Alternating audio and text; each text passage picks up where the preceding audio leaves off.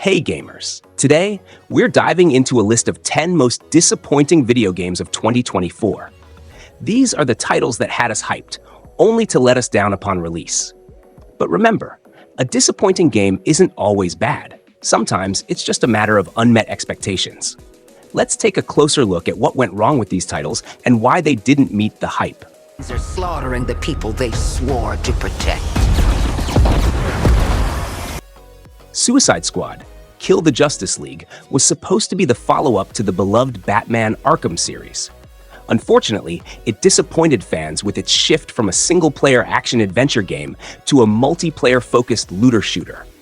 The shift in direction, paired with a lack of depth in the gameplay, left many fans feeling alienated. The constant grinding and lack of engaging content made it hard to enjoy. Despite having a compelling cast of characters, the game failed to live up to the expectations set by its predecessors. Find Stan and smash his army, and then kick him in the bows if you can. But none of us could have known that it... South Park Snow Day had the potential to carry on the series' legacy in video game form, but it ultimately fell short. The humor, which is usually sharp and witty, felt stale and forced. The gameplay, too, was a letdown, offering little depth compared to its predecessors. The lack of innovation and a repetitive story made the game feel disconnected from the core South Park experience. For fans hoping for another epic South Park game, Snow Day simply didn't live up to the hype.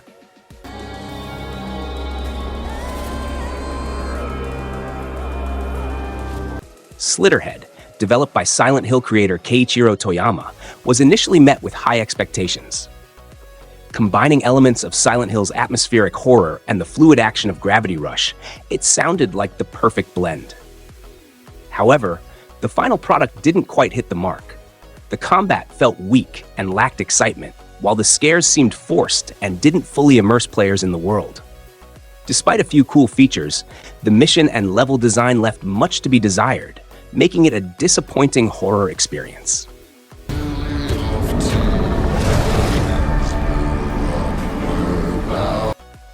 Skull and Bones was another game that failed to live up to its lofty expectations.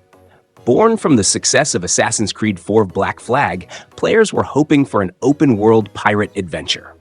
Instead, the game focused too much on naval combat and missed the mark on providing the swashbuckling adventure fans desired.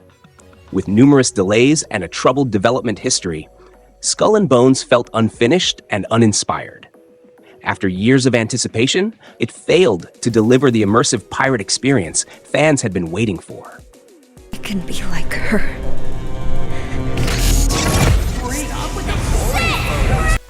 The short message was supposed to build anticipation for the much-anticipated Silent Hill 2 remake. Unfortunately, its small-scale and repetitive gameplay failed to capture the tension and atmosphere that made the Silent Hill franchise iconic. While the game showed promise with its eerie setting, the lack of variety in gameplay and the repetitive nature of the experience left players feeling underwhelmed. It served as a glimpse of what Silent Hill could be, but ultimately, it didn't live up to the franchise's legacy. Computer. Hey, dude! Multiversus had a promising start, but its full release was met with disappointment. Initially lauded for its fun character roster, the game quickly faltered with balancing issues, a lack of meaningful content, and poor progression systems. Despite initial praise, the game struggled with long-term player retention, leaving many frustrated with its slow updates and poor sales. Multiversus had the potential to be a top-tier fighting game, but unfortunately, it couldn't overcome its technical flaws and player dissatisfaction.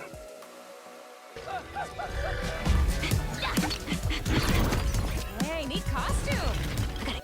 LEGO Horizon Adventures had a promising premise, combining the fun of LEGO with the open-world exploration of Horizon Zero Dawn. However, the game struggled to capture the magic of its source material. The open-world elements, which worked so well in Horizon, felt dull and underwhelming in the LEGO format.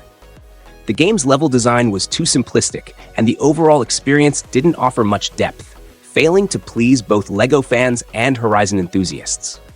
Sometimes, not every franchise blend works, and this was one of those cases.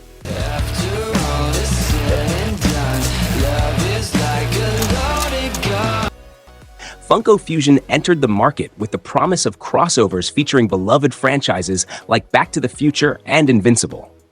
However, it quickly became clear that the game lacked cohesion, and it failed to deliver on the gameplay front. Despite its star-studded roster, the game was plagued by repetitive mechanics, shallow gameplay, and a lack of innovation.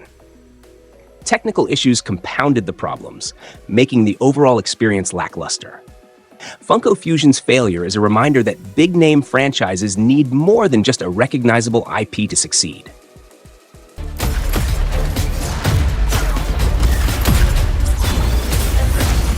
Concord was another huge disappointment, especially when considering its ambitious launch. Aimed to compete with games like Overwatch 2 and Apex Legends, it was meant to be a fun, fast-paced multiplayer title. However, the $40 price tag was a huge barrier to entry, and the game failed to live up to the hype. It suffered from weak character design, lackluster gameplay, and a short lifespan. Shut down only 2 weeks after release. It's a sad tale of wasted potential, leaving players frustrated and unsatisfied with the game's premature demise. Don't let them get inside, combat. They're not the good kind. Dersetto isn't... Alone in the Dark was supposed to be the revival of a classic survival horror franchise that helped shape the genre back in 1992. Fans were eager to see the survival horror elements reimagined for modern consoles, but unfortunately, it didn't live up to expectations. While it tried to take cues from recent Resident Evil remakes, its implementation was poorly executed. The game had a clunky combat system, outdated mechanics, and lacked the compelling atmosphere the series was known for. Financial, critical, and fan disappointments led to the studio's closure, making it one of the most notable flops of the year.